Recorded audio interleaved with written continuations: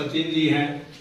तो कहने का मतलब है कि ये आपकी तरह बच्चे थे जब और पढ़ते थे, और जब मैंने शुरू किया पढ़ना तो आपको आश्चर्य होगा सुन के कि जैसे क्लास होती थी, कोएड स्कूल है जिसमें 50 बच्चे होते थे, लड़कियां 2 या 3 होती थी बस।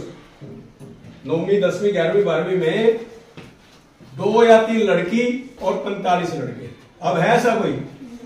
अब तो लगभग लड़की भी उतनी है, ज्यादा हो सकती है, ज्यादा नहीं तो बराबर तो जरूर होंगी, ज्यादा है तो और भी अच्छी बात। देखो तो दिस इज द चेंज।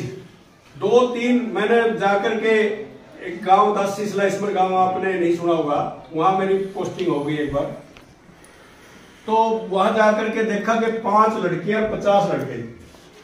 मैंने कहा भाई क्या बीमारी है, क्या दिक्कत क्या है, कहाँ है बच्चे?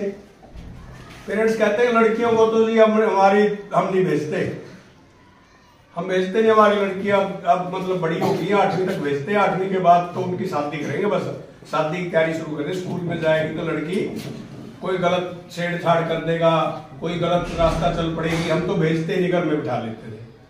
अब देखो ये बात ज्यादा पुरानी नहीं है, 2000 से पहले आसपास की है, 5-4 साल आगे पीछे, ज्यादा नहीं है। कितने साल हुए हैं? 2000 को 25 साल पहले की बात है। 25 साल पहले ये स्थिति थी। और फिर मैंने वहां पर प्रयास किया तो कहा भी हमारी जिम्मेवारी है, आपकी लड़की कोई कुछ कहेगा तो हम बैठे हैं, घर तक की जिम्मेवारी है हमारी, ना कि स्कूल की। आपके घर पहुंच जाएगी तो तब हमें ये बता देना कि रास्ते में कोई कुछ किसी ने कहा या कोई और बात हुई या आपके बच्चे में कहीं आपको लगे कि काम नहीं करते या पढ़ते नहीं, तो मेरी जिम्मेवारी है। तो हमने कोशिश की और उन 10 सालों में ही मतलब मैंने अकेले ने कोशिश की, पूरे समाज ने कोशिश की, सभी अध्यापकों ने कोशिश की, और आज ये परिणाम है उसका कि आज लड़कियां, सभी लड़की, कहने का मतलब है लड़का हो या लड़की हो। अब ये तो नहीं देखता कि मैंने स्कूल में लड़का तो भेजना, लड़कियां नहीं भेजनी, ऐसा तो कहीं नहीं है। क्या है? आज से 20 साल पहले ऐसा था। कहने का मतलब है समाज में समानता का अधिकार नहीं था महिलाओं को। वजूद भुलाकर हर किरदार निभाती है, नारी वो देवी है जो घर को स्वर्ग बनाती है। आज अंतर्राष्ट्रीय महिला दिवस की जो डेट रखा गया है अंतर्राष्ट्रीय स्तर पर, वो हो सकती है भले ही 8 तारीख हो, 8 मार्च हो, लेकिन इसको 365 दिन ही मनाना चाहिए। तभी सारगर्भित होगा कि महिलाओं के सम्मान में हमने कोई चूक तो नहीं की। महिला अपने आप में एक शब्द नहीं है, पूरा का पूरा सृष्टि के रचिता कहा जाए तो वो भी कम है। आप नवरात्रे मनाते हो, 9 देवियों को याद करते हो, उनके कामों को याद करते हो और व्रत भी रखते हो, परिवार की खुशहाली के लिए, समृद्धि के लिए, लंबी आयु के लिए, शिक्षा के लिए, समाज के लिए, देश के लिए, आचार के लिए, व्यवहार के लिए। ये सारी की सारी जो शिक्षाएं हैं, उसका सीधा और सीधा सा मतलब है कि हमें अपने समाज के अंदर, इस भूमंडल के अंदर जो भी नारी है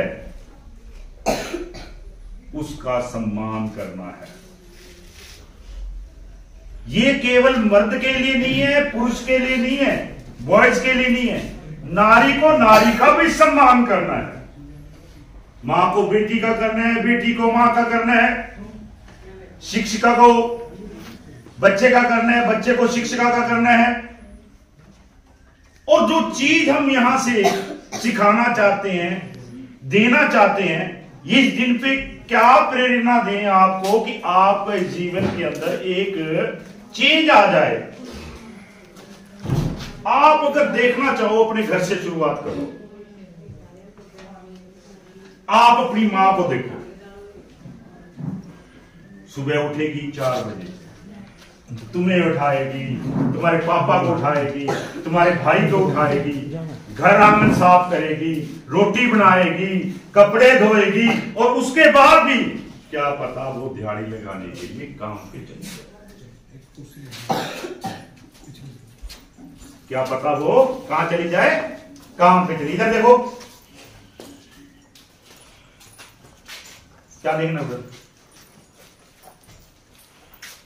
तो आपने जीवन में अगर कहीं से सीख लेनी है तो सबसे बड़ी गाइड किताब, ग्रंथ, गीता, रामायण आपकी मां है। आपने अपनी मां को देखकर उससे